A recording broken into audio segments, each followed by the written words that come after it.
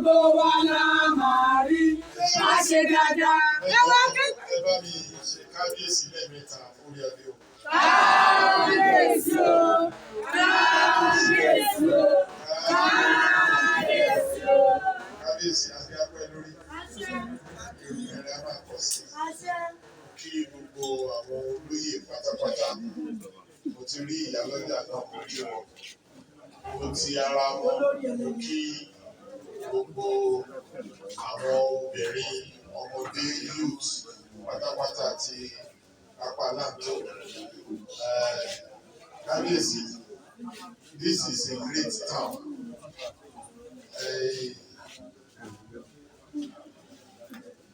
Láti ìgbà táwa ti wà ní kékeré kábíyèsí, ibi náà ni a fi ṣe hub of development nígbà yẹn. Ìlàrọ̀ lèmi ti wá. So pápá yìí ni hub gbogbo àgbègbè ní ìgbà yẹn.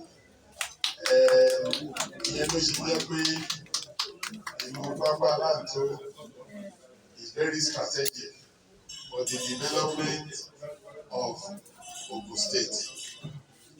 Kábíyèsí, àwọn ẹgbẹ́ ADC làwọn fi ara wa ní a lè tún fẹ́ sọ díẹ̀ nínú ètò tí a ní pàápàá fún Pápálantó. Ní agbára Ọlọ́run àti káàkiri àti lọ sí Ìjẹ̀bú àti lọ sí Ẹ̀gbá.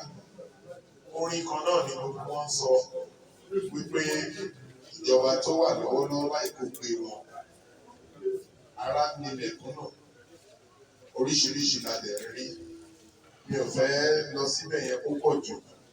Ṣùgbọ́n nǹkan tí àwa fẹ́ ṣe ni láti ṣe àtúnṣe. Yẹn ló jẹ́ pé mantra wa òun là pè ní let us fix Ogun State. Because bí nǹkan ṣe ń lọ, ibi tí àwọn aṣáájú wa fi sílẹ̀ sí ibẹ̀ kan ló wà. Àkọ́kọ́ kọ́ rèé tá a máa ní gómìnà. Bàbá wa Ṣẹ́gun Ọ̀ṣọ́bà wọ́n ti ṣe rí. Ọ̀túnba Gbẹ́ngà Daniel wọ́n ti ṣe rí. Sẹ́nitọ́ Ìbíkúnlé Amósùn. Gbogbo yín wọ́n ti ṣe rí. SIA. Lókè. A lè rí i wípé there is a pattern of ọmọlúàbí àti ìdàgbàsókè ní state until tí gbogbo ẹ̀dẹ̀ bẹ̀rẹ̀ sí rí bí ó ṣe ń rí. Ó wá ní wípé kò sí development. I cannot boast of any development in Ewéko lábẹ́ ìjọba yìí. Kábíyèsí, èyí tí àwọn èèyàn ń sọ fún jẹ wọ́n lógún ni bí wọ́n ṣe ń ṣe àwọn baálẹ̀ wa. Mo ti dé ibi méjì tọ́lẹ̀ ti sọ bẹ́ẹ̀ yẹn fi oye tí àwọn baálẹ̀ ń gbà kò ra kókóró 5,000 naira. Kò yẹ kó rí bẹ́ẹ̀. Gbogbo wọn lè wà lójú kan náà, kò tiẹ̀ sí pattern of development fún gbogbo wọn. Ìyẹn ò lè jẹ́ kí agbègbè wa kó gbèrú dáadáa. Kábíyèsí, ká ní airport wá sí mi yẹn dúró, ibi ìyá ti develop iṣẹ́ ńlá láti provide iṣẹ́ fáwọn ọ̀dọ́. Ṣùgbọ́n kí la rí ìjọba ìdébẹ̀? Wọ́n ní nǹkan tí Ìbíkúnlé Amósùn ṣe ò tẹ́ wọn lọ́rùn. Wọ́n gbé airport, wọ́n lọ ṣe. Àwa ò lòdì sí pé kí airport lọ sí ibòmí ìyẹn kọ́ là ń sọ. Ṣùgbọ́n ẹ̀ ní pàkan fún kan. Bẹ́ẹ̀ tí ẹ̀ kórìíra Ẹ̀gbá.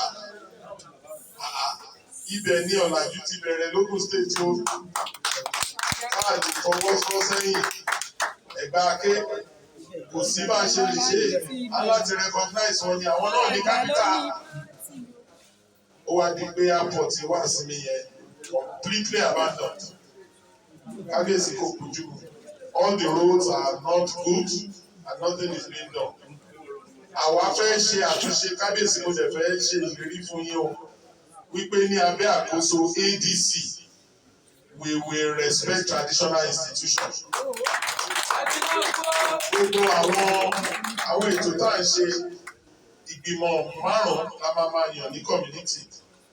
Ẹ̀yin ọba aládé, ìjọba, community development, àwọn ọlọ́jà àti youth.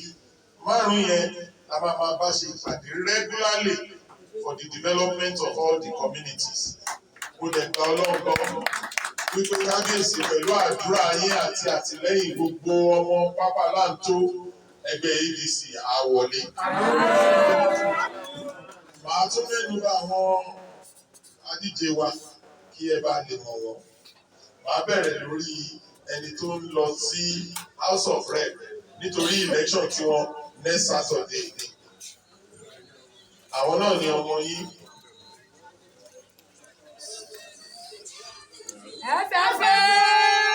Ọmọ yẹn lẹ́kọ̀ọ́.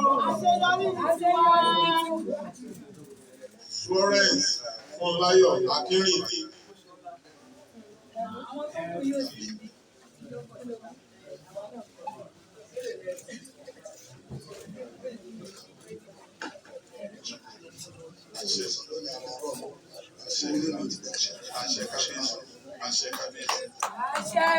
Ẹni tí ó lọ sí House of Assembly, òun náà ni ọmọ yín Adáwà.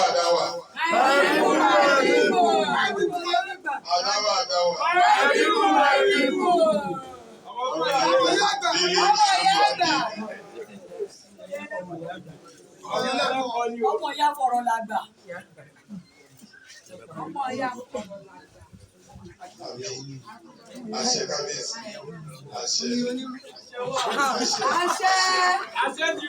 Ẹni tí ó jẹ́ deputy governor ní agbára Ọlọ́run, àwọn náà ní Alhaji Túndé Awónígà láti Òkúta sáìtì. Ọlátúndé Awónígà. Bàbá ẹgbẹ́ wa ṣàní. Ọlátúndé Awónígà. Bàbá ẹgbẹ́ wa ṣàní. Àwọn tó fẹ́ t'Awónígà nọ́mbà yìí ò jáde nọ́mbà. Ẹ ṣé mo ti wí ire àbí mi wí ire?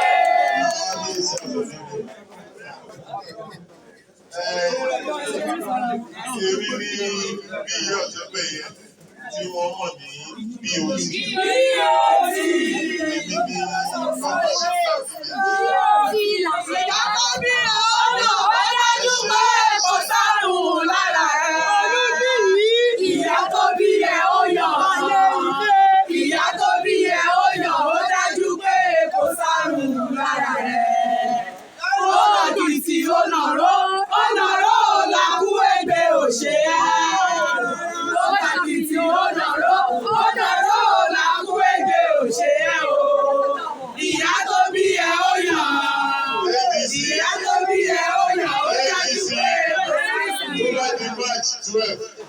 wọlé àwọn tákìtì àná.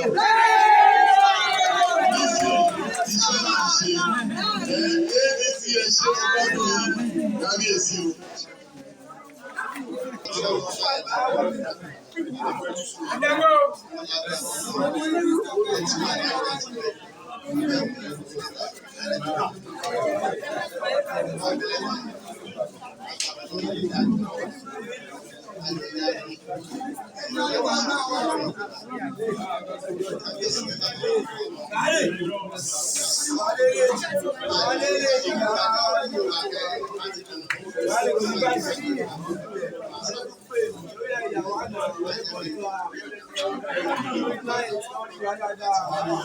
Onípápá la wà, onípápá àti ìpàṣẹ báyìí.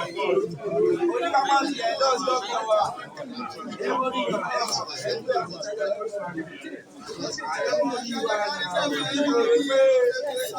ti ẹ̀ lọ́sọ̀kọ̀ wa.